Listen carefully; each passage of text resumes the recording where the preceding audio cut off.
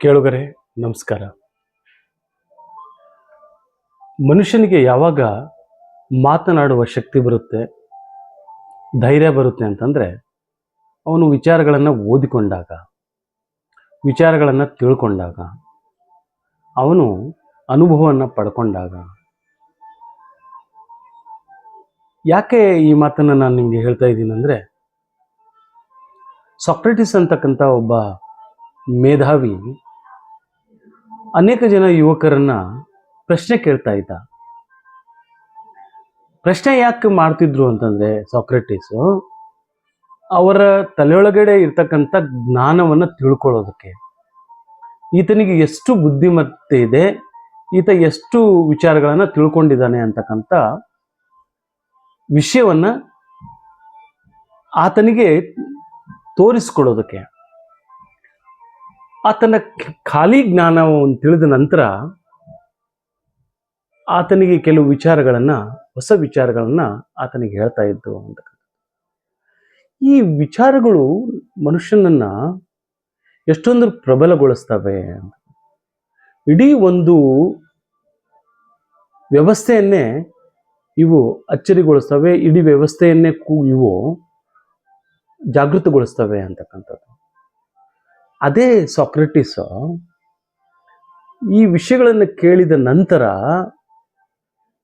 ಅಲ್ಲಿ ಒಂದು ಹೊಸ ಸಂಚಲನ ಉಂಟಾಗತ್ತೆ.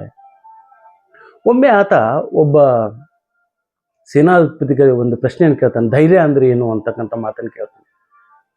ಆಗ ಸೇನಾಧಿಪತಿ ಹೇಳ್ತಾನೆ, ಯಾವ ಶಂಕೆಯೂ ಇಲ್ಲದೆ ಶತ್ರು ಸೈನ್ಯದ ಎದುರಿಗೆ ಹಿಂದಕ್ಕೆ ಸರಿದ ಹಾಗೆ ನಿಲ್ತಕ್ಕಂಥದ್ದೇ ಧೈರ್ಯ ಅಂತ ಹೇಳ್ತಾನೆ. ಆಗ ಸಾಕ್ರೆಟಿಸ್ ಆತನಿಗೆ ಗೊಂದಲವನ್ನು ಉಂಟು ಮಾಡ್ತಾನೆ. ಇದೇ ಧೈರ್ಯನಾ ಅಥವಾ ಧೈರ್ಯ ಇನ್ನೂ ಬೇರೆ ಇದೇನಾದರೂ ಇದೆಯಾ ಅಂತಕ್ಕಂಥ ಮಾತನ್ನ ಆತನಿಗೆ ಕೇಳ್ತಾನೆ. ಅವನು ತಾನು ಹೇಳಿದ್ದನ್ನೇ ಸಮರ್ಥಿಸ್ಕೊಳ್ತಾನೆ. ಆದರೆ ಸಾಕ್ರೆಟಿಸ್ ಅದು ಧೈರ್ಯ ಅಲ್ಲ ಅಂತ ಹೇಳ್ತಾನೆ.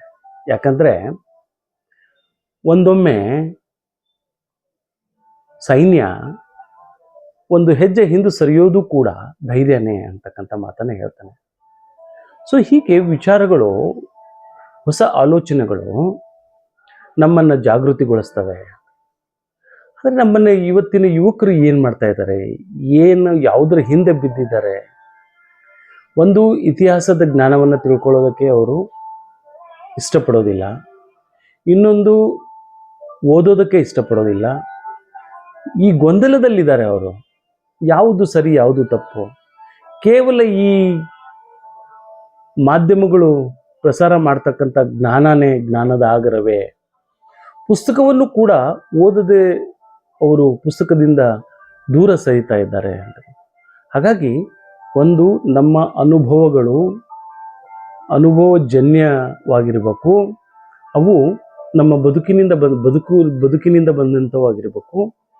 ಇನ್ನೊಂದು, ಅವು ಅವನ್ನ ನೋಡಿ ಕಲಿಬೇಕು, ಮಾಡಿ ತಿಳಿಬೇಕು. ಹಾಗೆಯೇ ಓದಿ ಕೆಲವು ವಿಚಾರಗಳನ್ನು ನಾವು ತಿಳ್ಕೊಬೇಕಾಗತ್ತೆ ಅಂತಕ್ಕಂಥದ್ದು. ಸೊ ಈ ಹಿನ್ನೆಲೆಯೊಳಗೆ ಇವತ್ತಿನ ಹೊಸ ಜನ್ರೇಷನ್ ಏನಿದೆಯಲ್ಲ, ಅದು ಯಾವ ದಿಕ್ಕಿನ ಕಡೆಗೆ ಸಾಗ್ತಾ ಇದೆ, ಏನನ್ನು ಆಲೋಚನೆ ಮಾಡ್ತಾ ಇದೆ? ಪ್ರಶ್ನೆ ಕೇಳೋದನ್ನು ನಾವು ವಿಶ್ವವಿದ್ಯಾಲಯದಲ್ಲಿ ಕಲಿಸದೇ ಇದ್ರೆ, ಶಾಲೆಗಳಲ್ಲಿ ಕಲಿಸದೇ ಇದ್ರೆ, ಮತ್ತೆ ಪ್ರಶ್ನೆ ಮಾಡೋದಾದ್ರೂ ಹೇಗೆ? ವ್ಯವಸ್ಥೆಯನ್ನೇ ಪ್ರಶ್ನೆ ಮಾಡಬೇಕು. ಅಂಥ ನಾಗರಿಕನ್ನ ನಿರ್ಮಾಣ ಮಾಡೋದು ಸುಲಭವೇ?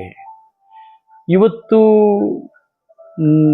ಏನೆಲ್ಲ ನಡೆಯುತ್ತೆ ನಮ್ಮ ಸುತ್ತಲೂ, ಇವತ್ತೆಲ್ಲರೂ ಮಾರಾಟ ಆಗ್ತಿರೋ ಈ ಸಂದರ್ಭದೊಳಗೆ ನಿಜವಾಗ್ಲೂ ಪ್ರಜಾಪ್ರಭುತ್ವ ನನಗನ್ಸುತ್ತೆ ಗಂಡಾಂತರದಲ್ಲಿದೆ ಅಂತ ನಾನಾದರೂ ಭಾವಿಸ್ತೀನಿ.